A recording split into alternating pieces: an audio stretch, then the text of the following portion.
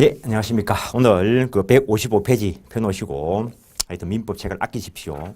합격하고 난 뒤에도 계속 필요한 책입니다. 민법책은 155페이지 법률행위 부관 보시는데 우리가 민법에서 공부하고 있는 게 결국에 사람이 무엇인가에 대해서 누리는 것으로서 법의 보호를 받는 권리에 대해서 공부하고 계신 것이고, 이 권리는 부단히 발생, 변경, 소멸하는 데 것을 권리의 변동이다라고 이야기했었고, 무엇이든지 간에 이러한 권리 변동의 원인이 되는 것, 그것을 전체적으로 일단 법률 요건이다라고 이름 붙여놓고, 이 법률 요건에는 크게 법률 행위다라고 하는 것도 있고, 법률 행위에 의하지 않은 것이 있는데, 법률 행위에 의하지 않은 것들은 전부 다 법률에 규정되어 있다는 것. 일단 법률 요건을 크게 나누면은 법률 행위 아니면은 법률 행위이든지 아니면은 법률에 규정된 것이든지 두 가지로 구별해 볼 수 있다는 것. 일단 이 법률 행위라는 것은 의사 표시라는 법률 사실을 필수적인 구성 요소로 하는 법률 요건을 법률 행위다라고 이야기했었고, 거기에 여러 가지가 있다 했는데, 그 어떠한 법률행위이든지 간에 표의자가 의사표시에 의해서 추구하는 효과인 권리 변동이 달성되기 위해서 최소한 갖춰야 되는 것이 있는데, 그것을 전체적으로 법률행위의 요건이다라고 이름을 붙였었고, 이제는 간단하게 봅니다.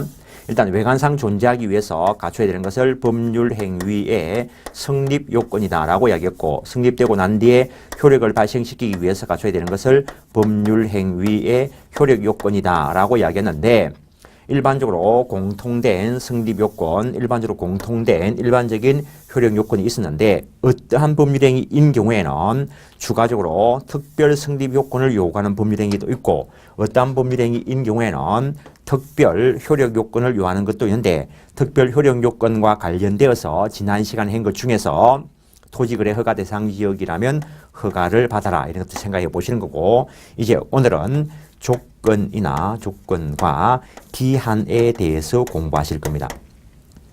일단 여기에서 이야기했던 이 의사표시를 주된 의사표시다라고 이야기할 수 있고, 요 조건과 기한도 의사표시와 관련된 것인데, 주된 의사표시에 비해서 이쪽 부분을 부수적 의사표시다라고 이야기할 수 있다는 것. 그래서 법률행위의 부관이다라고 이름을 붙여두었다는 것.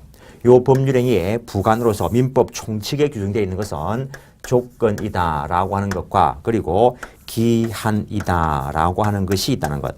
항상 민법은 설명하는 방법이 그렇습니다. 개념 정리하고 거기에 뭐가 있나 이야기하고, 개념 정리하고 여기에 여러 가지가 있다라고 이야기하고, 개념 정리하고 그리고 거기에 뭐가 있다, 이런 식으로 계속 들어갑니다. 일단 이쪽에 있는 요 의사표시를 주된 의사표시다라고 이야기했을 때 이걸 부수적 의사표시다라고 이야기할 수 있는데, 따라서 법률행위의 부관, 이것도 일종의 의사표시다라는 것. 의사표시다라는 말 안에 일반적인 민법 총칙에서 이야기했던 법률행위와 관련된 이야기들이 일단은 포함될 수 있는 것이고, 그 다음에 결국에 법률행위 해석이다라고 하는 것은 의사표시 해석이다라고 이야기했습니다. 그래서 여기에도 법률행위 해석의 법리가 적용된다는 것. 일반적인 법률행위는 여기까지만 있으면 된다라고 이야기했습니다. 요거는 임의적으로 추가시킨 것이라는 것. 그래서 임의적으로 추가시킨 것이다라는 것. 그 다음에 조건과 기한은 장래의 사실이어야 한다는 것. 요런 것들만 가지고도 해결할 수 있습니다. 가장 기본적인 원리만 딱 정확하게 이해하고 있으면은 민법은 쉽게 답을 해결할 수 있는 것들이 상당히 많이 있습니다. 요런 것들 중에서 조건이다라고 하는 것은 장래의 불확실한 사실과 관계가 있고, 기한이라는 것은 장래의 확실한 사실과 관계가 있습니다. 중개사 시험에 나온 것 중에서 가장 유치하게 나온 게 요 체계만 가지고 문제를 만드는 것이 있습니다. 법률행위에서 조건이다라고 하는 것은 법률행위 성립과 관련된다 해가지고 틀리게 낸 지문이 있습니다. 성립 요건하고 관계 있는 것이 아니고 효력 요건하고 관계 있다는 것. 그래서 법률행위가 일단은 성립을 했는데 당사자 의사표시에 의해서 그 효력의 발생 또는 변경, 소멸을 부과시킨 것인데 그것이 장래 불확실한 것과 관련된 것이라면 조건이라 하고 장래 확실한 것과 관련된 것이라면 기한이다 라고 이름을 붙인다는 것. 그래놓고 또 종류를 분류해 보면은 이 조건에 정지 조건이다 라고 하는 것이 있고 그리고 해제 조건이다 라고 하는 것이 있다는 것. 정지 조건이다 라고 하는 것은 일단 법률 행위가 성립을 했습니다. 일반적인 성립 요건만 요구하든지 아니면 특별 성립 요건을 요구하는 법률 행위든지 간에 정지 조건의 경우에는 법률 행위가 일단은 성립은 했지만 효력 발생을 정지시켜 두었다가 나중에 조건이 성취되면은 효력을 발생시키고 조건이 성취되지 않는다면은 그냥 무효로 확정된다라는 것. 해제 조건의 경우에는 법률 행위가 성립함과 동시에 일단은 효력을 발생시킵니다. 효력을 발생시키는데 해제 조건이라는 게 성취가 되면은 장래를 향해서 효력을 상실시키고 해제 조건이 성취되지 않는다면 그대로 유효로 확정된다라는 것. 그래서 정지 조건이라는 것은 조건 성취에 의해서 효력이 발생하는 것이고 해제 조건이라는 것은 조건 성취에 의해서 효력이 소멸되는 것이다 라고 읽을 수 있습니다. 어떻게 읽는든지 간에 이 그림을 가지고 여기에 맞나 틀리나를 판단해야 될 것입니다. 지금 밖에 보니까 비가 오지 않는데 내가 여기 계신 분들에게 내일 비가 오면 우산 드리겠습니다. 내일 비가 오면 우산 하나씩 드리겠습니다.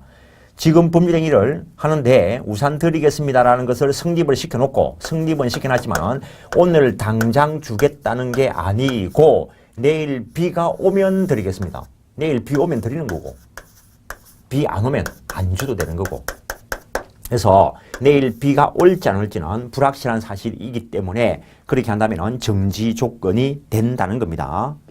근데 이번에는 반대로 내가 지금 오늘 우산을 한 개씩 드리겠습니다. 한 개씩 드리는데 내일 비가 안 오면 돌려주십시오. 비가 안 오면 내한테 돌려줘야 되고 비가 오면은 그냥 본인들이 계속 확정적으로 소유하게 되는 것이고 그래서 공부는 개념 가지고 공부를 하는데 실제로 이 개념 자체가 시험에 나온 적도 있지만은 민법 시험은 이런 상황을 주었을 때 거기 어디에 해당하는가를 판단할 능력을 기르는 게 민법 공부라는 거. 그 다음에 또 다른 기준으로 분류할 때 또 다른 기준으로 조건을 분류해 보면은 수의 조건이다 라고 하는 것과 수의 조건이라는 것과 비수의 조건이다 라고 하는 것을 구별해 볼 수 있습니다. 수의 조건이다 라고 하는 것은 당사자 일방의 의사와 관련된 것인데 당사자 일방의 의사에만 의존하면 그걸 순수 수의 조건이다 라고 이야기하고 다른 어떤 사실이 부과되면 단순 수의 조건이다 라고 이름을 붙인다는 것. 비수의 조건은 당사자 의사에 의존하지 않는 것을 이야기하는데 원칙적으로 우연히 성취될 것을 조건으로 부과하면 그것을 우성 조건이다 라고 이야기하고 그 다음에 제3자의 의사가 결합되면 당사자 의사가 아니고 제3자의 의사가 결합되면 혼성 조건이다 라고 이야기한다는 것. 그래서 순수 수의 조건이다라고 하는 것은 당사 일방의 의사에만 의존하는 것을 순수 수의 조건이다라고 이야기하는데 근데 어떤 A라는 남자가 B라는 여자한테 내가 너를 사랑하게 된다면 100억 주겠다 이래 이야기를 해요. 너를 사랑하게 된다면 100억 줄 테니까 내 옆에 꼭 붙어 있으라고 이야기해. 그럼 붙어 있어야 돼. 얼른 저러는 믿을 거 없다고 생각하고 도망가야 돼 이거. 내 마음이 내키면은 100억 주겠다. 지금 주겠다는 게 아니고 내 마음이 내키면 주겠다라고 이야기하면은 순수 수의 조건과 정지 조건이 결합된 형태인데 일반적인 견해에 의할 때 이걸 어떻게 처리하냐는 거죠. 이놈이 너를 사랑하게 되면 100억 주겠다 이러면은 저놈이 사랑하게 될 때까지 기다려야 돼 말아야 돼. 100억 준다는데 한번 기다려보는 거지 뭐. 얼마나. 100억 준다는데 뭐 10년은 기다려줘야지. 그래도 양심이 있지. 그래서 10년이 지났어요. 10년 지나고 난 뒤에 이 여자가 너 내 사랑하냐 이래 물어보면은 저놈이 그래 너 사랑한다 이래 이야기할 것 같아 안 할 것 같아? 요런 머리를 쓰는 걸로 봐서는 골빈 놈이 아니라는 거지. 머리 쓸 줄 안다는 거지. 그럼 지금 사랑한다 이러면 100억 줘야 되니까 잘 모르겠다. 조금 더 기다려봐라 이러면 기다려야 돼 말아야 돼. 이 사람이 10년을 기다리면 100년도 기다리게 돼.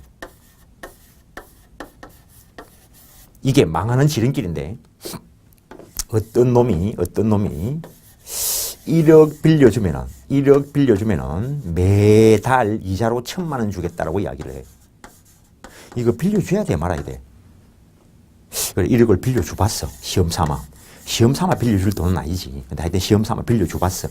그럼 한 몇 달은 1,000만 원 줘. 몇 달은 1,000만 원 줘. 저 놈도 바보는 아니니까.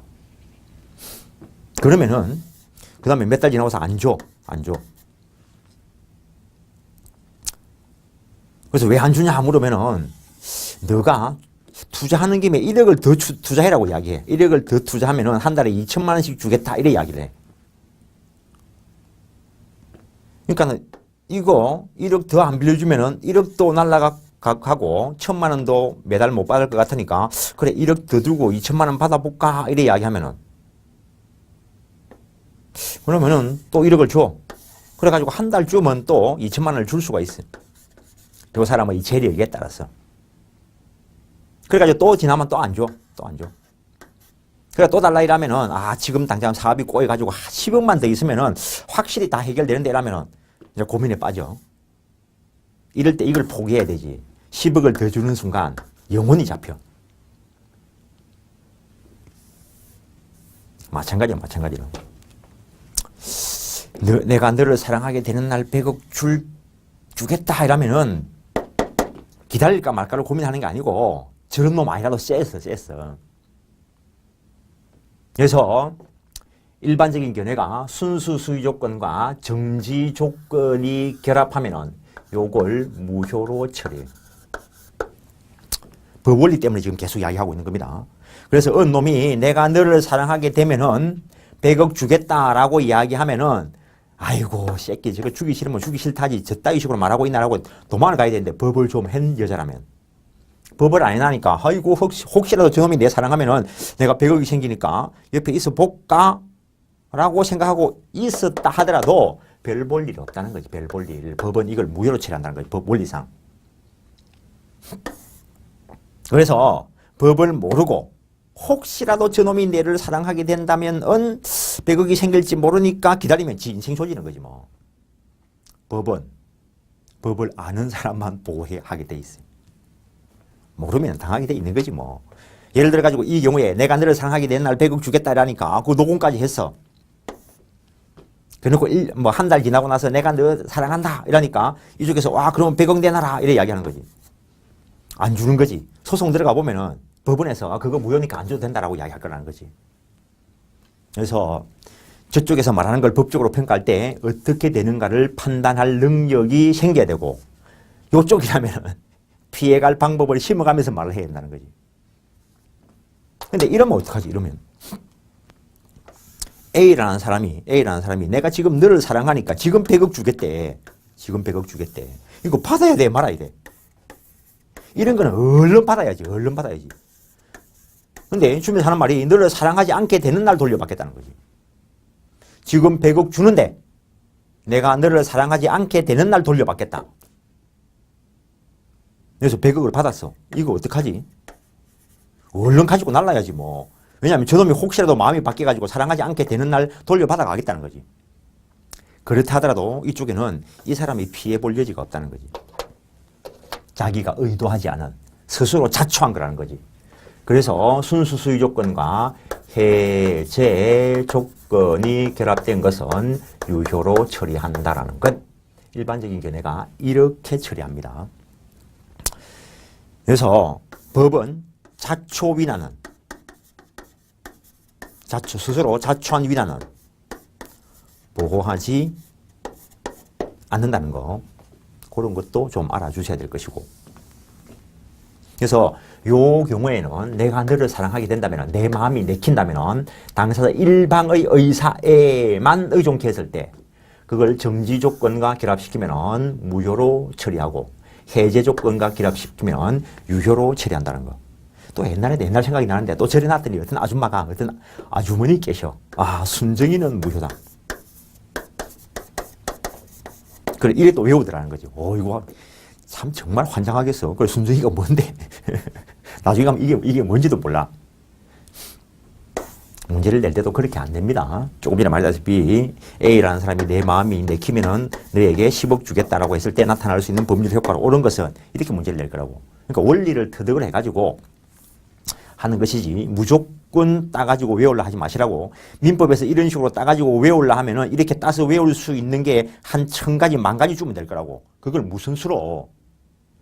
중개사 시장에는 이상하게 돌아다니, 이상하게. 민법이 너무 어려우니까, 이해하려면 너무 어려우니까 암기를 해서 합격하라고. 이런 말이 통용되는 그 강의가 중개사 강의인데 사법시험 강의할 때 이래 한번 해보지. 바로 쫓아낼 거라고. 민법을 이해를 해야지. 그래가지고 또 그래 서로 그래 해가지고 합격하면 뭐 할 건데. 증은 장롱에 처박아 놓고. 그런 사람들 많다는 거지. 혹시라도 암기해가지고 어찌어찌 합격은 했는데 겁이 나가지고 처박아 놨다는 거지. 아유. 다음에 단순 수의 조건이라는 것은 당사자 일방의 의사와 다른 어떤 사실을 조건으로 부과한 것을 단순 수의 조건이다 라고 이야기하는데, 아까 내가 당신한테 우산을 하나 주는데 비가 오면 주겠다. 비가 오면 주겠다. 다른 어떤 사실, 요거는 다른 쪽의 이야기고, 다른 어떤 사실, 내가, 이거는 수의 조건이니까 당사 일방의 의사하고 관계 있는 것으로서 다른 어떤 사실. 그래서 A라는 사람이 그냥 내가 여러분들에게 독일 흑맥주 정말 맛있다는데 먹어보질 않았는데 한 병씩 돌리겠습니다. 줄라 있으면 그냥 주면 되는데 언제 줄 거냐면은 내가 독일 갔다 오면 독일 갈 때 사와가지고 드리겠습니다. 그래서 둘 다 내 마음에 의존하는데 어떤 사실이 부과되는 거, 요걸 단순 수의 조건이다 라고 이야기합니다. 내가 독일 갈 수도 있고 안 갈 수도 있고, 일단 독일 갔다 오면은 주겠다 이런 거. 그 다음에 비수의 조건 중에서 우성 조건, 요게 조금 예를 들었던 내일 비가 온다면, 비가 오지 않는다면, 자연적 사실에 의존하는 거. 비수의 조건은 당사자 의사하고 관계없는 걸 이야기합니다. 그래서 제3자의 의사에만 의존하는 것. 우연히 성취될 사실이라는 거지. 내일 비가 올지 안 올지 내가 어찌 알아? 하나님께서는 아시겠지. 근데 나는 모른다는 거지. 법률행위 하는 나는. 그러면은 박 대통령께서 내일 서울역에 오시면 내가 여러분들에게 민법책을 한 개씩 드리겠습니다. 이거 집 한 채 사준다 하죠. 집 한 채. 내일 박 대통령께서 서울역에 오시면 내가 여기 계신 분들에게 집 한 채 사드리겠습니다. 법률 행위는 내하고 여기 계신 분하고만 하는데 제3자의 의사에만 의존시켰다는 거지. 내일 비가 올지 안 올지 하고, 내일 박 대통령께서 서울역에 오실지 안 오실지는 우리가 볼 때는 똑같은 현상이라는 거지. 제3자의 의사에만 의존케 하는 것을 우성 조건이다 라고 이야기한다는 거.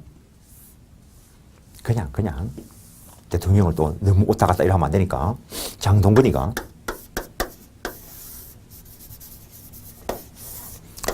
내일 서울역에 오면은 내가 여기 계신 분들 전부 다 집 한 채 사드리겠습니다. 라고 요렇게 법률행위를 했을 때 제3자의 의사에만 의존케 하는 거 우성 조건이다 라고 이야기했습니다. 요 예를 들어놓은 이유는 다른 쪽에서 써먹으려고 들여놓은 겁니다. 그 다음에 이번에는 당사자 일방의 의사와 제3자의 의사를 결합시킨 걸 혼성 조건이다 라고 이야기합니다. 내가 B 너한테 말하는데 B 너가 C하고 혼인하면은 내가 집 한 채 사줄게. 혼인하면은 집 한 채 사줄게. 그러면은 당사자 중에 B의 의사도 필요하지만 법률행위 당사자는 이렇게 당사자인데 제3자의 의사도 조건으로 부과되어 있는 거. 이런 경우를 혼성 조건이다 라고 이야기한다는 거. 그러면은 A라는 어떤 분이 자기 아들한테 야 아들 너가 2016년 공인중개사 시험에 합격하면 강남에 있는 내 빌딩 네 줄게. 빌딩 아버지 건데 아버지 소유물이 아니어도 이런 조건을 붙일 수 있습니다.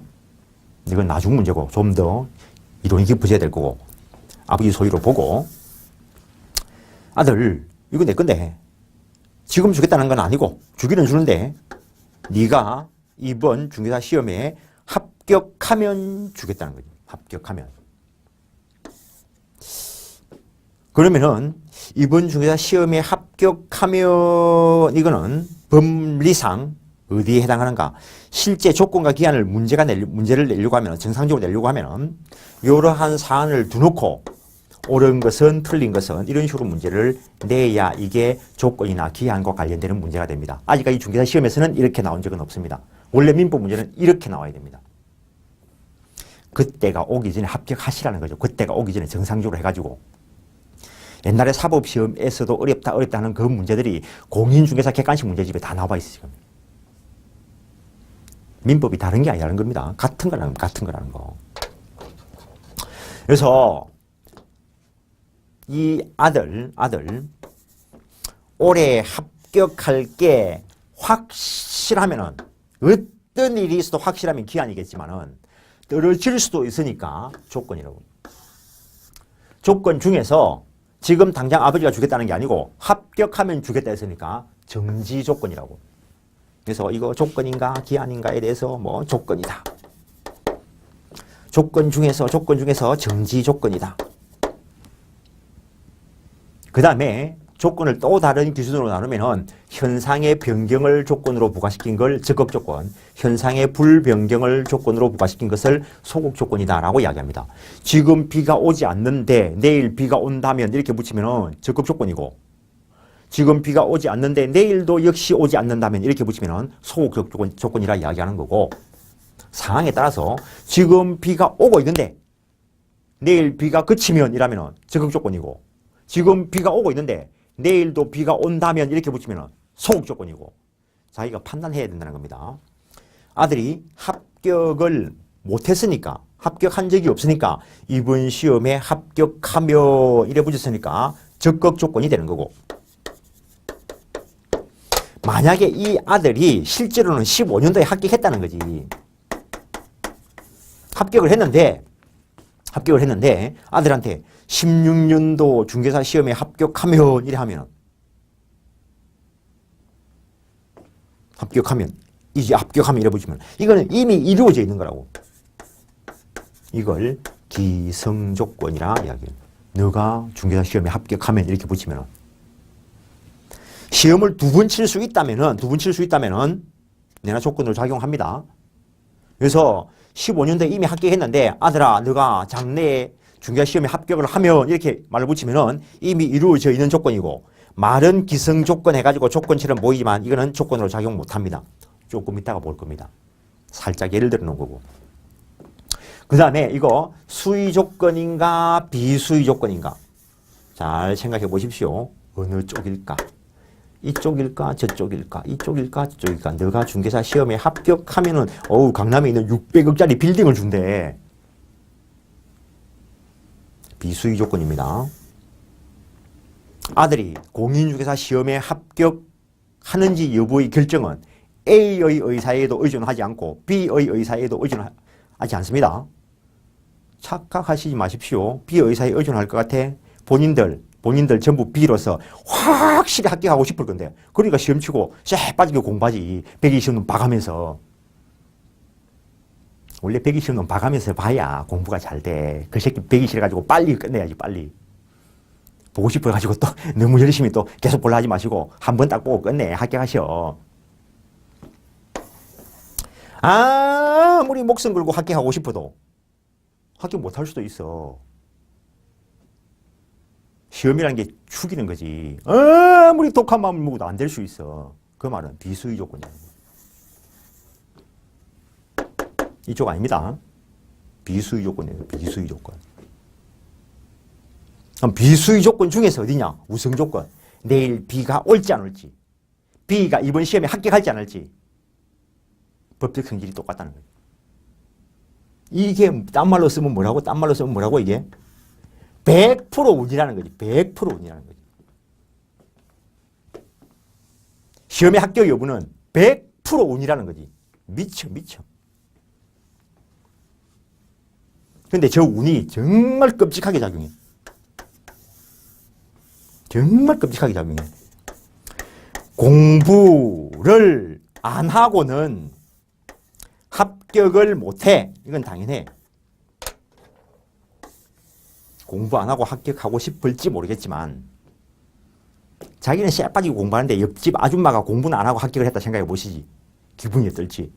그래서 시험이라는 거는 공부 안 하고는 합격을 못하는 게 정상이고 공부를 쎄 빠지게 해. 공부를 쎄 빠지게 해. 그럼 100% 합격하는가?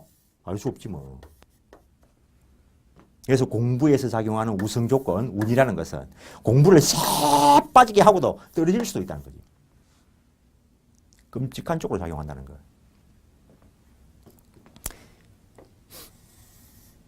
합격점이 60점인데 평균 내보니까 어떤 사람은 뭐 극단적으로 60점 뭐 몇몇몇몇 뭐 어떤 사람은 59점 몇몇몇. 근데 이 사람은 떨어진 거지 뭐.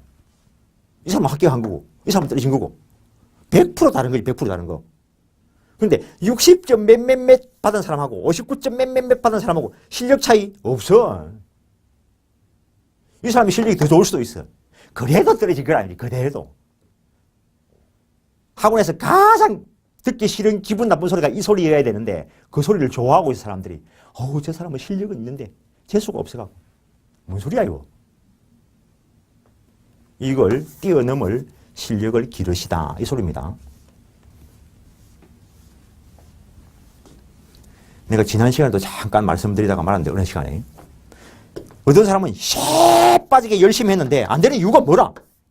어떤 사람은 덜렁덜렁 하는 것 같은데 되는 이유가 뭐라? 차이가 뭐지? 잠깐 이야기했죠. 의문대 쎄 빠지게 열심히 삽질해봐야 물 안 난다는 거, 기름 안 난다는 거. 딱 나올 때만 본다는 거. 이걸 어떻게 구별해? 실력이 돼야 이것도 구별이 돼. 실력이 돼야. 내 같은 사람은 민법 객관식 시험 치러 가는데 내일 시험 친다고 해서 오늘 책도 보도 안 하겠지만 만약에 본다면은 몇 군데 이렇게 쭉 보고 말 거라고. 덜렁덜렁 남이 볼 때는 덜렁덜렁 하는 것 같지?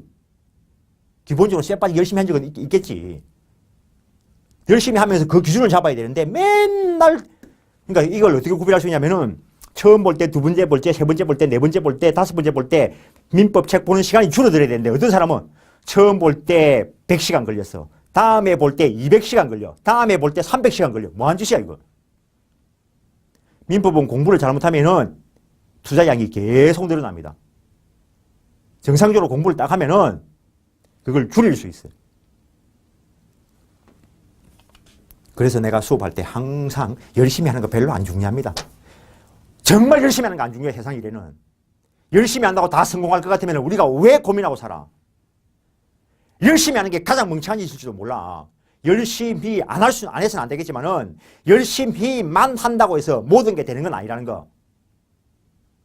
정말 열심히만 해가지고 다 될 것 같으면 나 고민 안 하겠어. 나 열심히 할 준비는 다 돼 있어. 뭐든가 다 돼 있어.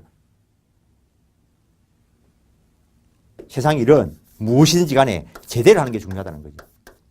근데 어떻게 하는 것이 제대로 하는 것인가를 모르니까 열심히라도 한번 해보는 거라고.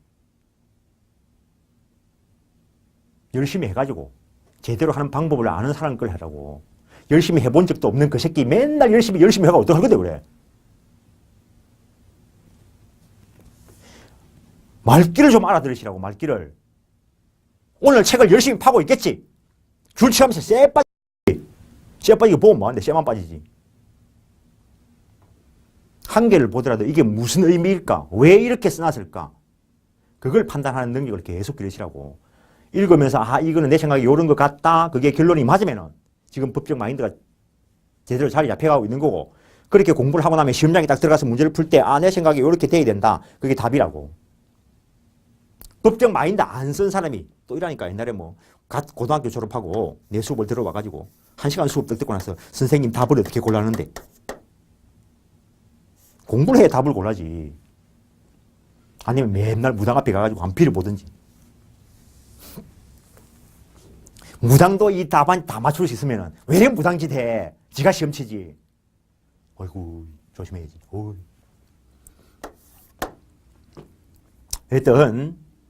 어떤 상황이 주어지면은 그게 어디에 해당하는가를 판단해 보실 줄 알아야 된다는 거. 여기서 살짝 지금쯤 먼저 말을 알아들을 것 같으니까 여기 와서 이런 말을 좀 심하게 드리는 거라고요.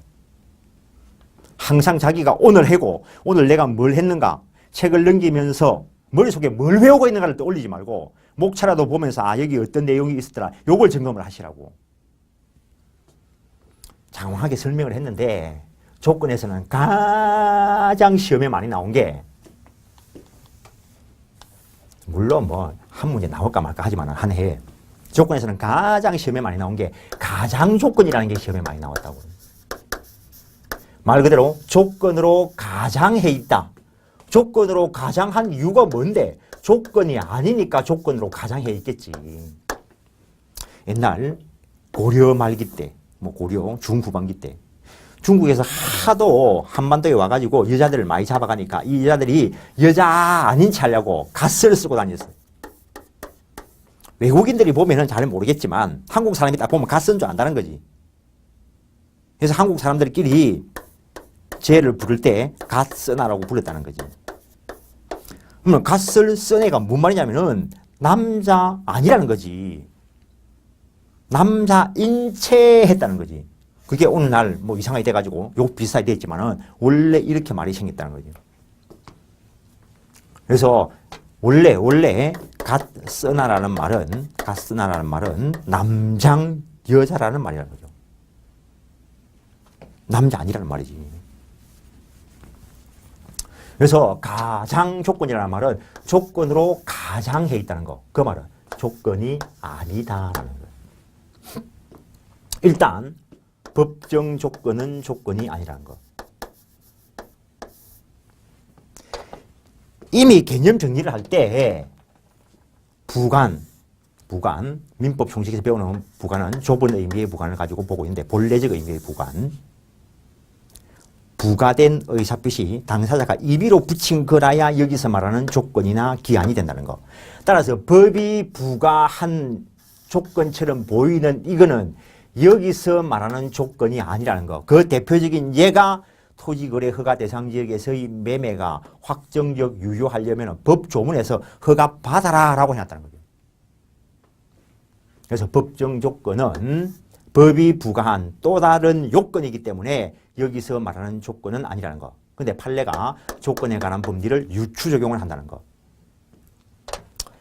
그 다음에 기성조건은 조건이 아닌데, 우리가 말하는 이 조건은 나중에 가서 이루어질지 이루어지지 않을지가 불확실해야 여기서 말하는 조건이 된다는 거죠. 따라서 이미 이루어져 있는 것이라면 여기서 말하는 조건은 아니라는 거죠. 불능 조건은 나중에 가가지고 이루어질지 이루어지지 않을지가 불확실해야 여기서 말하는 조건인데 이미 이루어질 수 없는 것으로 확정되어 있으니까 여기서 말하는 조건이 아니라는 거예요. 불능 조건과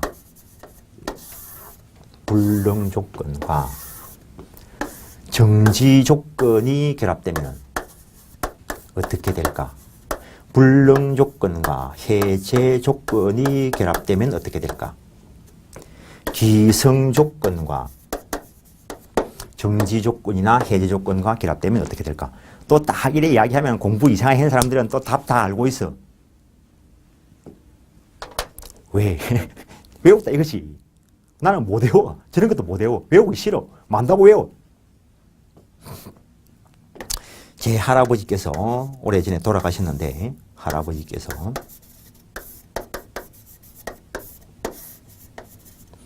이분이 살아서 돌아오시면 내가 반드시 여기 계신 분들에게 63빌딩 한 개씩 드리겠습니다. 주겠다는 말이야, 안 주겠다는 말이야.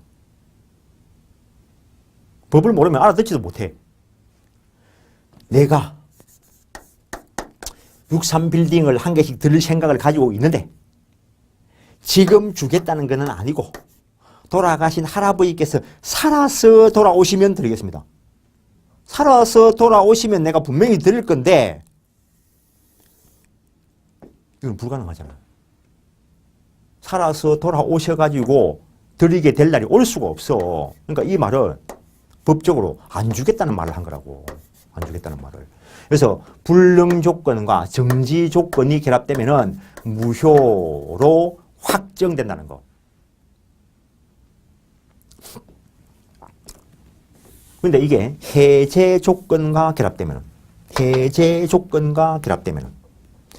내가 여기 계신 분들 전부 다에게 63빌딩을 하나씩 지금 드리는데 내 돌아가신 할아버지께서 살아서 돌아오신다면 그분 살 집이 필요하니까 그때 가서 돌려받겠습니다. 돌려받을 날이 올 수가 없는 거죠. 그래서 이거는 조건 없는 확정적 유효한 행위가 된다는 거예요.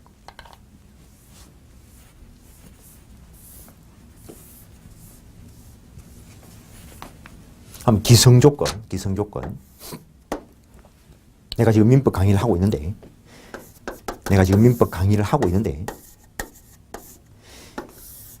내가 민법 강의를 하게 된다면 민법 책을 한 권씩 드리겠습니다. 이래 하면은 또 안 준다고 또 삐질 사람이 있으니까 내가 민법 강의를 하면은 동영상은 무료로 듣게 해드리겠습니다. 멈추 있을 시점이 없잖아. 멈추 있을 시점이.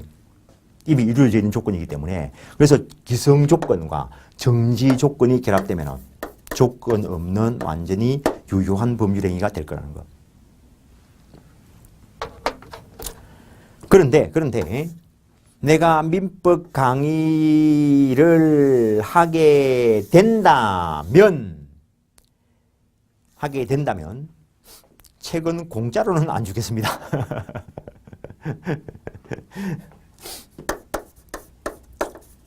바로 해제되어 버린다는 거지. 그래서 이 말들 안에 요 효과가 다 들어 있습니다. 곰곰이 생각해가지고. 물론 간단하게 이렇게만 나올 때야 암기를 했어도 되겠지만 문장을 주가지고 어디에 해당하는가를 판단해야 될 거기 때문에 내용을 이해하고는 있어야 됩니다. 그 다음에 앞에서 이야기했던 거 순수 수위 조건이 정지 조건과 결합되면은 일반적으로 이거 무효로 처리한다는 거. 그러니까는 무효니까 여기서 말하는 조건으로 작용하지 못한다라는 이야기가 됩니다. 그 다음에 조건 성취, 불성취 주장권. 조건 성취, 불성취 주장권은 형성권이라는 것. 조건 성취에 의해서 불이익을 당할 자가 신의 측에 반해서 조건 성취를 방해한 때는 상대방은 조건 성취를 주장할 수 있고 조건 성취에 의해서 이익을 누릴 자가 신의 측에 반해서 조건을 성취시킨 때는 그 상대방은 불성취를 주장할 수 있다는 거예요. 그래서 아까 내가 여기서 써먹으려고 장동건이를 이야기해놨습니다. 장동건이가 내일 서울역에 나오기만 하면은 내가 여기 계신 분들에게 그때 가서 뭐 집을 한 채씩 사드리겠습니다. 지금 주겠다는 건 아니고 내일 장동건이가 서울역에 나오면은 그때 주겠다는 거죠. 장동건이가 오기만 오면은 땡 잡아. 그래서 가만히 놔놓으면은 이게 조건이 성취될 수도 있고 안 될 수도 있는데 나오기만 하면은 땡 잡을 것 같으니까 이쪽에서 사돈의 팔촌한테 전화를 해가지고 너 장동건이 아냐 알면은 내일 꼭 그 시간에 서울역에 좀 나온나라고 해가지고 신의 측에 반해서 조건을 성취시켰다는 거죠. 내일 장동건이가 서울역에 나올 일정은 없는데 그래서 조건 성취에 의해서 이익을 누릴 자가 신의 측에 반해서 조건을 성취시킨 때에는 그 상대방은 불성취를 주장할 수 있고 그 다음에 내일 장동건이가 서울역에 나오면은 집을 한 채씩 주겠습니다라고 해놓고 가만히 생각하니까 장동건이가 내일 서울역에 나오기만 하면은 인생을 조져. 그래서 장동건이한테 전화를 해. 혹시 내일 서울역에 나오실 일이 있습니까? 그러니까 온대. 오기만 하면 큰일 났어 지금. 올 때 오더라도 내일은 절대로 오지 말라는 거예요. 내일은. 조건 성취에 의해서 불이익을 당할 자가 신의 측에 반해서 조건 성취를 방해한 때는 상대방은 조건 성취 주장해서 달라고 할 수 있다는 것. 당연히 입증을 해야 되겠지. 입증 책임과 관련돼서도 이미 중개사 시험에 나왔는데 쉬운 문제는 아니고 당연히 이미 사법시험 쪽에서는 출제가 된 적이 있습니다. 예컨대 A라는 사람이 그 아들한테 또는 뭐 그 부인한테 이번 시험에 합격하면은 강남에 있는 사무실 건물 넣어줄게 이래 하겠어요. 그럼 지금 주겠다는 게 아니고 합격하면 주겠다 했으니까 정지 조건부 정여가 될 거고 또 이렇게 할 수 있어요. 아, 요새 학원 다닌다고 고생하는데 내가 뭐 외제차 한 개 사줄게. 근데 떨어지면 돌려달라. 해제 조건부 정여를 했을 수 있다는 거예요. 이때 정지 조건부 정여의 존재는 누가 입증해야 될까?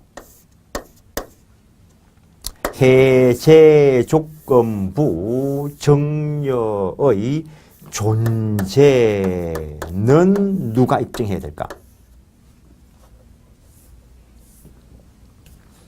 이 경우에는 문제가 되는 게 어느 날 이 사람이 달라 했기 때문에 문제가 되는 거라고요. 왜냐하면 건물이 아직까지는 이 사람이 가지고 있을 거니까. 이 경우에는 차를 이쪽에서 가지고 있으니까 이쪽에서 돌려달라 했기 때문에 문제가 될 거라고요. 그때 요 정지 조건부 정여의 존재, 해제 조건부 정여의 존재는 누가 입증해야 될까? 여기까지 아마 수업을 해오면서 답을 10번쯤은 이야기했을 거라고. 지금 말을 살짝 바꿔난 거지. 법률행위의 성립 요건, 존재의 입증 책임자는 유효 주장자가 입증 책임을 부담한다는 말을 10번쯤은 썼을 것 같은데 여기서 유효 주장자는 또 누구냐는 거지. 그래서 똑같은 말을 쓰고 있는데 모르면은 뭐 여러 수백 개를 따로따로 외워야 돼. 여기서 유효 주장자는 이 사람이 유효 주장자가 될 거라는 거예요. 왜냐고? 여기서 야 내놔라 이래 이야기하는 거지. 건물 내놔라 이래 이야기하는 거지. 무슨 소리냐 이러니까 너가 주기로 했다 이가 이런 거죠. 여기는 이쪽에서 가지고 있어. 야 이제 돌려달라 이라는 거지. 그러니까 이쪽에서 야 주놓고 무슨 소리냐 이런 거지. 그럼 여기서 정지조건부라는 거 요거에 대한 입증 책임은 누가 부담할까? 정지조건부라는 거. 요쪽에서 해제조건부라 하는 것은 누가 입증 책임을 부담할까? 이해식으로 지금 공부하라고 이해식으로 강의하고 있는데 요걸 외우려 하면 죽습니다. 내 머릿속에도 지금 한 개도 안 들어있어 지금. 수업을 하면서 지금 끄집어내야 돼. 정지조건부, 해제조건부, 조건부다라고 하는 것은 효력을 다투는 자 쪽에서 입증 책임을 부담한다는 거. 효력을 다투는 자 쪽에서 효력에 문제가 있다는 걸 주장하는 자가 입증 책임을 부담한다는 거. 앞에서 여러 번 했습니다, 내가. 그러면은 여기서 효력을 다투는 자가 누구냐? 누구냐? 지금 요 사람이 가지고 있을 때 요쪽에서 정려의 존재를 주장해가지고 내놔라 이러니까 다투는 사람이 이 사람입니다. 이쪽에서는 이 사람이 가지고 있어요. 이 사람이. 그래서 이쪽에서 내놔라라고 이야기할 때 다투는 사람은 이쪽에서 지금 다투는 겁니다. 그러면은 요 정지 조건이 성취되었다라고 하는 것은 누가 입증 책임을 부담할 거냐는 거예요. 성취되었다라는. 조건 성취는 성취에 의해서 효력이 발생되었음을 주장하는 자가 입증 책임을 부담한다라는 것. 그래서 잠깐 여기서 달라라고 하는 것은 정려가 있기 때문에 달라 하는 거고, 그때 요쪽에서 그래 그때 주기로는 했는데 너가 시험에 합격하면 주기로 했다. 다투는 자가 A가 되고, 이쪽에도 다시 이번에는 차를 B가 가지고 있는데 A가 어느 날 와가지고 달라 했을 때 B가 주놓고 무슨 소리냐? 요때 A네.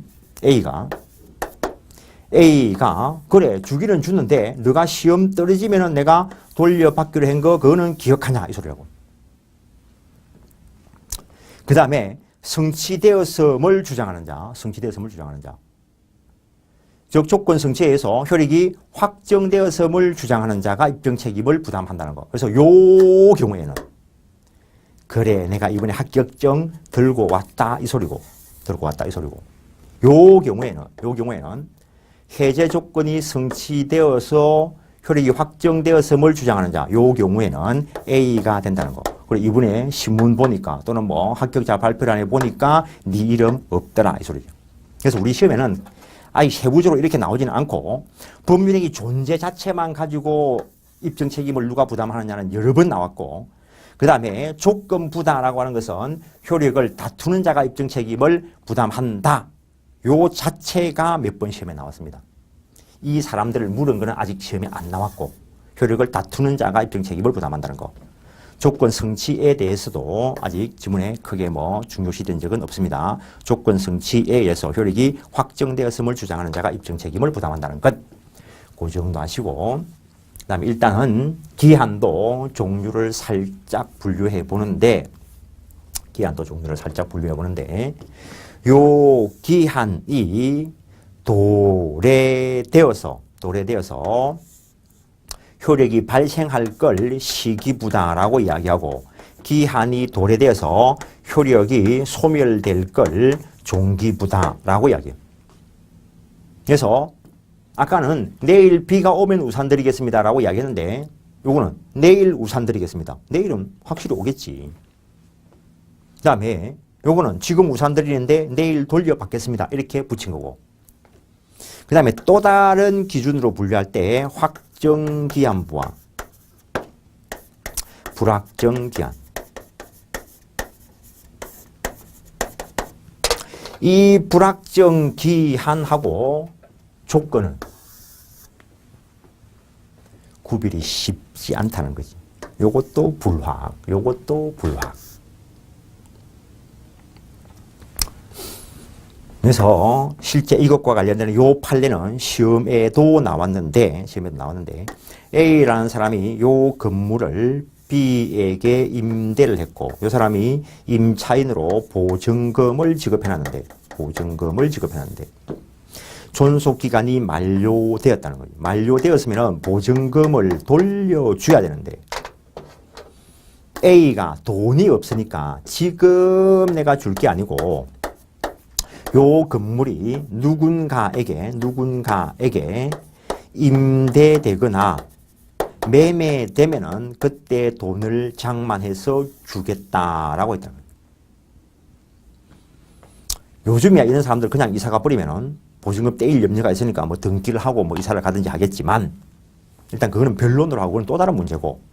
그래서 그 소리를 듣고 어쨌든 뭐 서울에서 저 부산으로 이사 갔고 뭐 조만간에 임대되거나 매매돼가지고 돈이 생기면 주겠지라고 기다리고 있는데 강간무소식. 강간무소식이라서 B가 찾아가 보니까 이게 누군가에게 임대 매매된 게 아니고 누군가가 공짜로 사용대차로 빌려 쓰고 있다는 거예요. 만약에 이게 조건이라면 지금 임대 매매 안 될 거니까 조건 성취가 안 돼. 그러면 이 사람은 결국에는 돈 못 돌려받는 수가 발생을 해요. 그래서 채무 이행기를 단지 일정한 사실에 연기를 시킨 것이라면 이거는 조건이 아니고 기한이고 언제 도래할지가 불확실하니까 불확정 기한이라 이야기한다는 거. 그런데 불확정 기한이라도 기한이기만 하면은 언제라도 확실히 도래가 돼야 돼. 그래서 기한인 경우에는 그 사실이 발생한 때는 물론이고 발생하지 않을 것으로 확정된 때에도 기한은 도래한 것으로 본다라는 것. 따라서 당장 임대 매매되지 않을 것으로 확정됐으면 기한이 도래한 것이고 보증금 지급해야 된다는 것. 그래서 어떤 사실이 발생하지 않으면 이행하지 않을 것으로 보여지면은 조건이고 어떤 사실이 발생하지 않더라도 이행되어야 할 것으로 보인다면은 기한이 될 것이라는 것. 이거는 여러 번 시험 나왔습니다.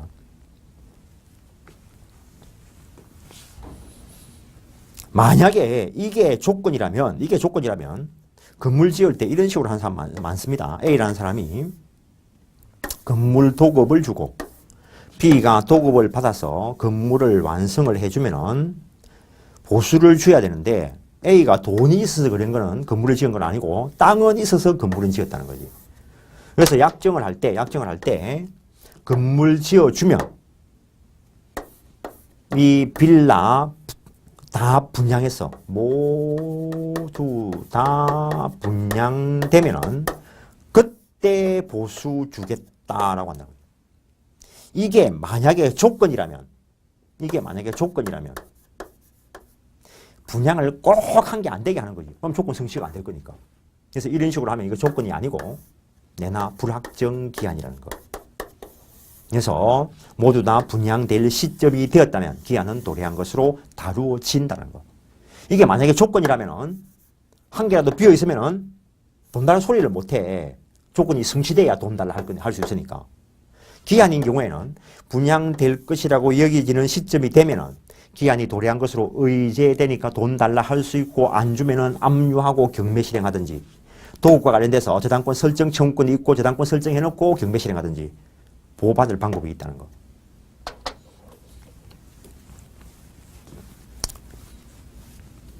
기한에서는 기한의 이익이 중요한데 일단은 교과서 확인하시면 155페이지 법률행위 부관이라는 것은 당사자 의사표시에 의하여 법률행위의 성립과 동시에 그 내용으로 부과된 의사표시로서 법률행위의 효력의 발생 또는 소멸의 제약을 가하는 것이라는 거. 효력 쪽에 붙어있다는 거. 요것만 눈도장 찍어놔도 해결될 수 있는 것들이 있을 수 있습니다. 조건과 기한의 구별은 법률행위 해석의 문제이다. 의사표시로 부과된 거니까 의사표시 해석이 결국에 법률행위 해석이라는 거. 조건의 존재 여부, 의사표시의 존재 여부도 법률행위 해석 범주에 포함된다. 맞는 말입니다. 다음에 쭉 내려오시면은 당사자 의사에 의해서 부관되었다. 따라서 조건인가 기한인가를 구별할 때 우리 시험에 나온 겁니다. 부관 의사까지 고려해야 된다. 이것도 시험에 나왔습니다. 중요시험 미쳐. 사법시험에서도 나올까 말까 한 것들이 중요시험에 튀어나오고 있어. 넘기시면 156페이지. 부담은 이거는 부담부 정려, 부담부 유정과 관련돼서 개별적으로 규정되어 있는 것이고 일종의 효과입니다. 효과 자체입니다. 그 다음에 동기, 법률행위를 하게 된 내면적 이유다라고 했는데 조건 의사를 내면에 가지고 있더라도 표시 안 했으면은 동기에 불과합니다. 조건 의사가 표시가 됐을 때 조건으로 갈 수 있다는 것. 조건 일반, 장래의 불확실한 사실에 의존케 하는 것인데 조건의 종류, 조건이 성취돼야 효력이 발생하는 정지 조건, 조건이 성취됨으로써 효력이 소멸되는 해제 조건. 157페이지 보십니다. 내가 말씀드릴 쪽 계속 밑에 내용이 이해가 되면은 위에 목차만 보고 가면 되는 겁니다. 목차를 봤을 때 그 내용이 이해가 안 되면은 밑에 걸 봐가지고 위에 목차가 어떤 의미를 가지고 있는가를 이해해야 되는 거고. 순수 수의 조건, 당사 일방의 의사에만 의존케 하는 거. 그게 정지 조건과 결합하면 무효이고 그때는 가장 조건이 되는 것이고 해제 조건과 결합하면 유효로 인정될 수 있다. 그렇게 처리하는 게 우리나라의 일반적인 견해라는 거. 단순 수의 조건은 당사 일방의 의사와 어떤 사실이 부과된 것이라는 거. 비수의 조건, 우연히 성취될 사실을 조건으로 부과한 거. 혼성 조건, 당사 일방의 의사와 제3자 의사를 결합시킨 거. 적극 조건, 소극 조건 넘기시고 가장 조건, 조건처럼 가장해 있는 실제로는 조건이 아닌 거. 법정 조건, 법률이 부과한 것이기 때문에 여기서 말하는 조건이 아니고 불법 조건, 요거는 조건 자체가 반사회적인 것이기 때문에 무효라는 거. A라 하는 사람이 B한테 너한테 100억 주겠다. 언제 주냐? B 너가 C를 살해하면. 저 앞에서 동기의 불법이다라고 하는 거 이야기했습니다. 동기의 불법. 단순한 동기일 때는 동기가 표시되거나 알려졌을 때 반사회적인 것이라면 절대적 무효인데 반사회적 조건은 표시된 거라 했습니다. 반사회적 조건이 표시되었으면 전체가 무효. 그래서 조건으로 작용하지 못하는 것이고 기성조건 이미 이루어져 있기 때문에 불능조건 이루어질 수 없기 때문에 그다음에 순수 수의 조건과 정지조건이 결합하면 무효라 했었고 조건부 법률의 입증책임. 그래서 판례는 이렇게 나와 있는데 아직까지 중개사시험에서 세부적으로 누구냐라고 묻는 거는 나오지 않았다는 거. 법률행위의 존재는 유효주장자가 입증책임을 부담하고 조건부라는 것은 이를 다투는 자가 입증책임을 부담한다는 것. 1번, 2번 같이 이야기하고 있습니다. 그 다음에 3번 해야 되는데 2번 돼 있네. 3번 마지막 거. 조건이 성취되었다는 것은 그 조건 성취에 의해서 효력이 확정되었다는 것을 주장하는 자가 입증책임을 부담한다는 것. 조건을 붙일 수 없는 법률행위, 우리가 일반적으로 이야기한 거, 이거 제3법 이야기하고 있습니다. 가족법상의 행위에 붙일 수 없다는 거.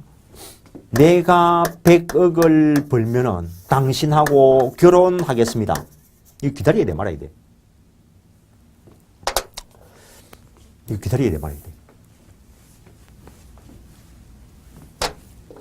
A라는 사람이 내가 100억을 벌면 B 당신과 결혼하겠습니다.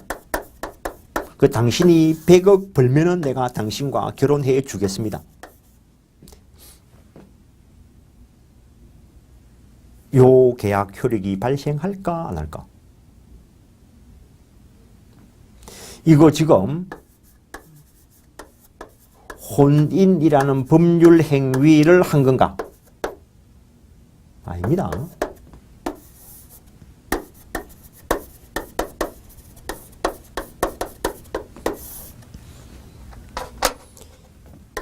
예약에는 조건과 기한을 붙일 수도 있습니다. 그 성질에 따라서 11일 날 그냥 5월 6일 날. 5월 6일 날 결혼하자.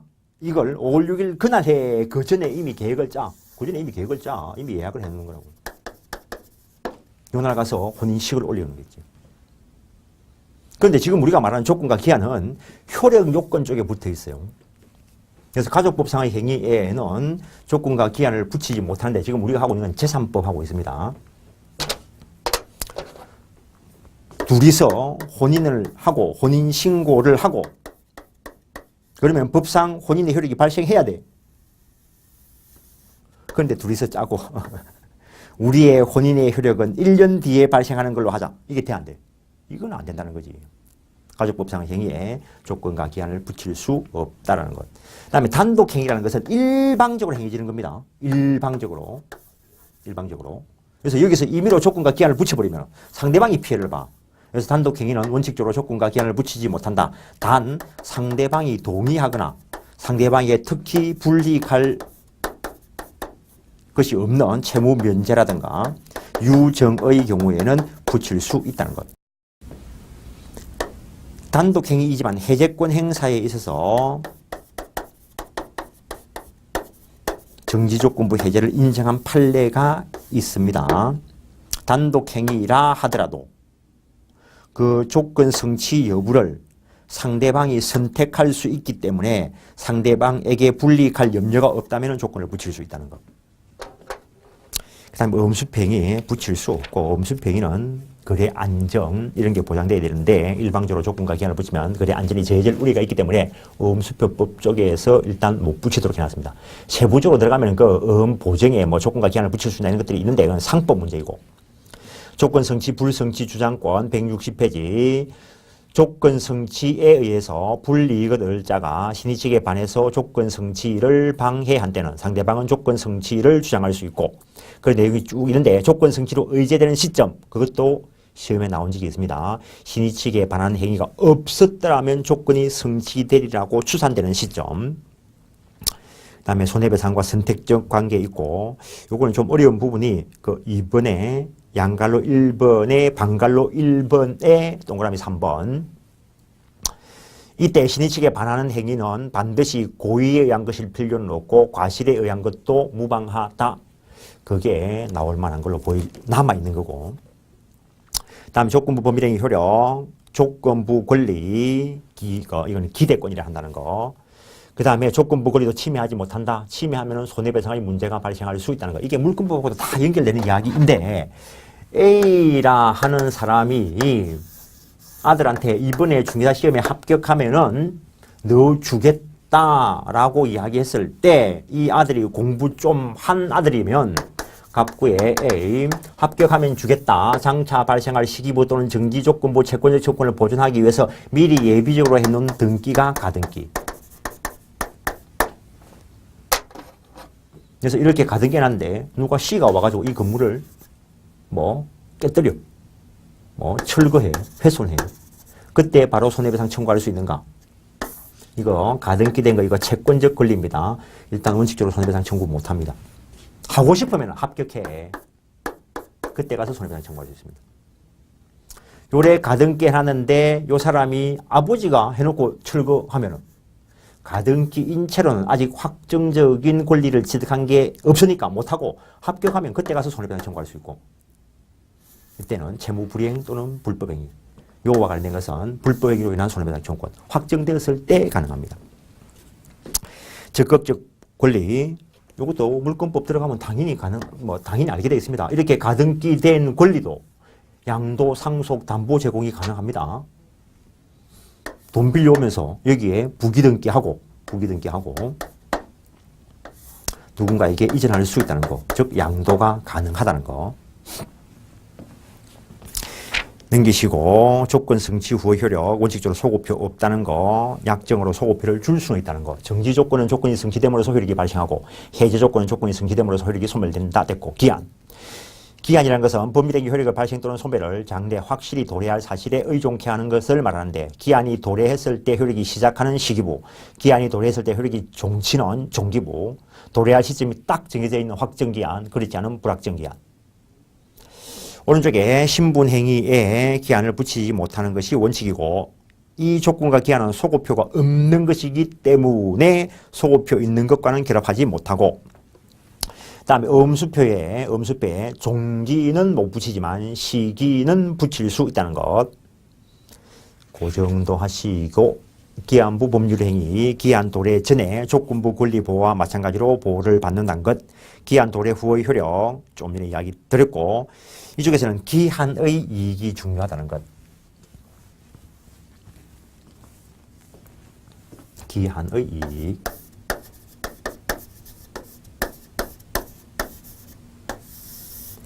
기한의 이익이다라고 하는 것은 기한이 도래되지 않았기 때문에 누리는 이익을 기한의 이익이다라고 이야기합니다. 일반적으로는 채무자를 위한 것으로 추정한다는 것. 근데 실제 세부적으로 법조문에 들어가 보면은 채권자를 위한 경우도 있다라는 것. 근데 채무자를 위한 것으로 추정한다 해놨는데 A라는 사람이 B한테 민법책을 맡겼다라고 보자고요. 다음 주 돌려받기로 하고 빌려보는 게 아니고 이쪽에서 그냥 맡겼다라고 보자고요. 맡겼다. 그러면은 기한의 이익이 누구에게 있는가? 일주일 동안 공짜로 맡기로 했으면 이 사람은 한 개도 이익을 누리는 거 없이 잘 관리하고 있어야 돼. 물론 공짜로 관리를 하면은 이 경우에는 자기 물건과 동일한 관리자주의를 가지고 관리를 해야 되고 이 사람은 일주일 동안 돈 한 푼도 안 주고 공짜로 맡겨놨어. 그럼 공짜로 맡겨놓는 이익은 이 사람한테만 있어요. 그럼 둘 중에 누가 채권자이고 누가 채무자냐는 거죠. 물건 돌려달라 할 권리가 있는 이 사람이 채권자이고 이 사람은 채무자라는 것. 그래서 무상임치의 경우에는 물건 맡겨놓은 임치인만이 기한의 이익이 있다는 거예요. 만약에 사용대차라면 공짜로 빌려 쓰기로 했다면 일주일 동안 B는 A 소유의 민법책을 한 푼도 안 주고 빌려보기로 했다는 거예요. 그럼 A는 그 일주일 동안은 다른 특별한 사정이 발생하지 않는 한 A는 자기 책인데도 못 봐. B는 그 기간 동안 자기가 이익을 누릴 수 있다는 것. 그래서 채무자를 위한 경우도 있는데 사용대차. 그 다음에 양쪽에 다 있을 수도 있다는 거.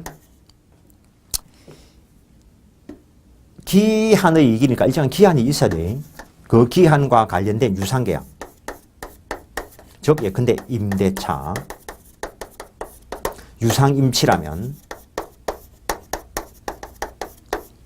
그래서 이번에는 매일 만 원씩 주기로 하고 일주일 동안 빌려보기로 했다는 거예요.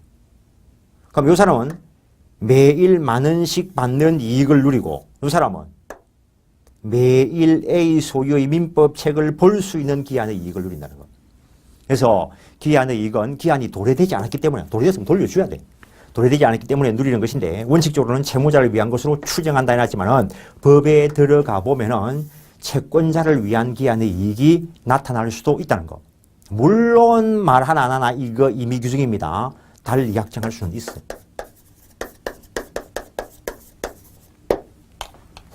참 이런 것만 나와도 미치고 환장하겠는데 이미 중개사 시험에서 기한이익 상실 특약까지 나왔어요. 그래서 일단 기한의 이익이 뭔가를 이야기했고 기한의 이익이 상실될 수도 있는데 이게 민법에 규정된 것도 있고 그 다음에 뭐 채무자 회생 및 파산에 관한 법률 약칭해서 파산법에 규정된 것도 있고 그 다음에 상실 특약을 할 수도 있다는 거예요. 채무자가 담보 제공을 약정하고 이행하지 아니한 때 또는 제공된 담보를 멸실, 감소, 훼손시킨 경우에는 기한이익 상실시키고 이행 청구할 수 있다는 것. 그래서 A라는 사람이 돈을 빌리면서 이 담보를 제공을 하는데 돈을 빌리면은 지금 당장 갚을 건 아니겠지. 지금 당장 빌리자마자 갚을 것 같으면 돈을 왜 빌려? 그래서 뭐 1년 뒤에 갚겠다 뭐 하고 저당권 등기해놓고 돈 빌려준 채권자라는 거예요. 이러한 채무자가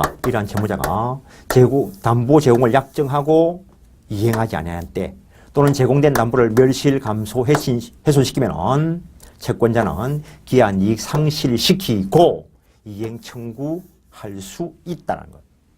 채무자가 파산당해버리면 이거는 바로 기한 도래로 의제된다는 것. 이거는 기한 이익 상실만 되고 이행 청구 안 하면은 저쪽이 지체에 빠지지 않는다는 거. 근데 요 경우에는 도래해버린 것이니까 이행 청구 안 해도 지체에 빠지게 된다는 거. 여기까지만 나와도 미치겠는데 한 10년, 15년 전에는 대학 교재에서도 기한이익 상실 특약이라는 게 목차에도 없었어요. 근데 어느 날 판례에서 확인을 하고 그게 중개사 시험에도 나온다는 거죠.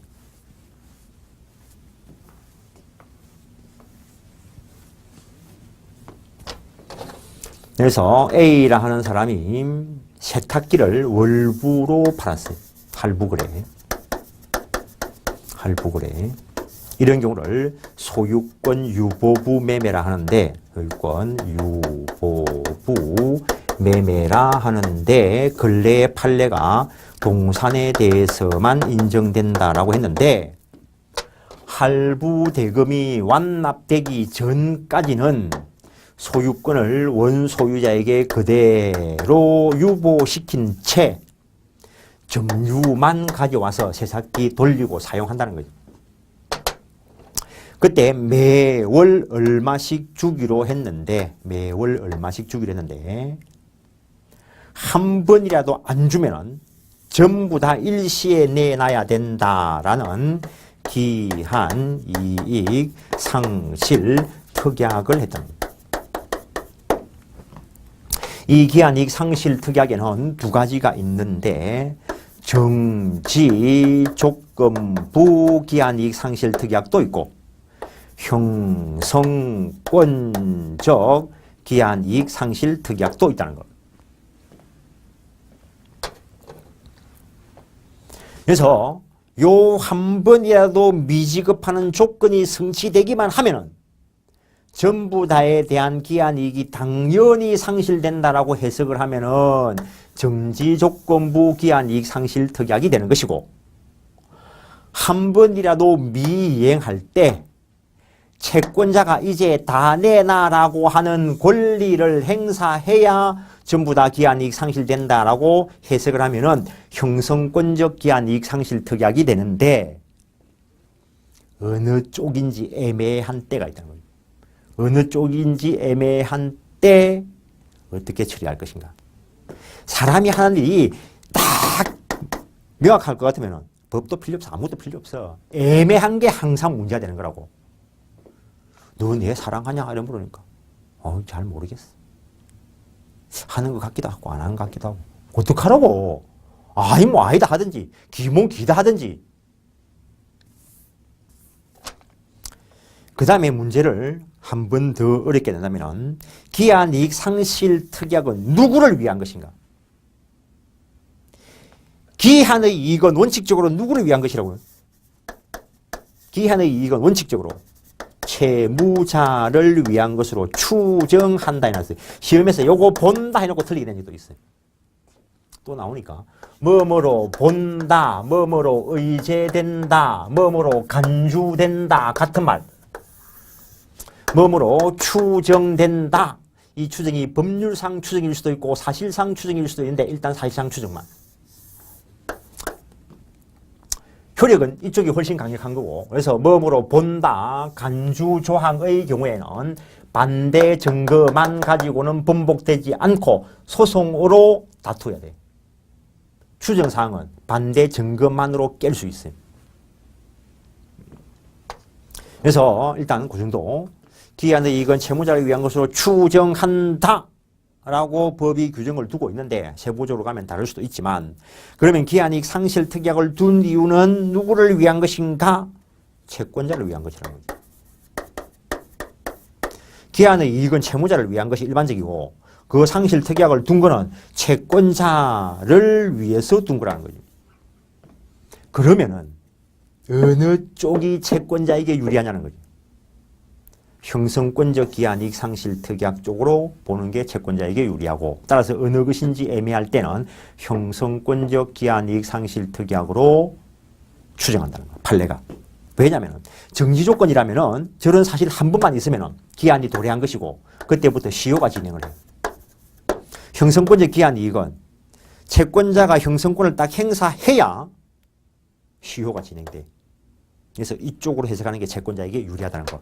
간단하게 교과서만 확인하시면 164페이지 기한의 이익이라는 것은 기한이 도래되지 않음으로써 누리는 이익을 말하고 기한의 이익은 법원 채무자를 위한 것으로 추정한다 했는데 세부적으로 들어가 보면 채권자를 위한 경우도 있고 채무자만을 위한 경우도 있고 양쪽 다에게 이익이 되는 수가 있다는 것.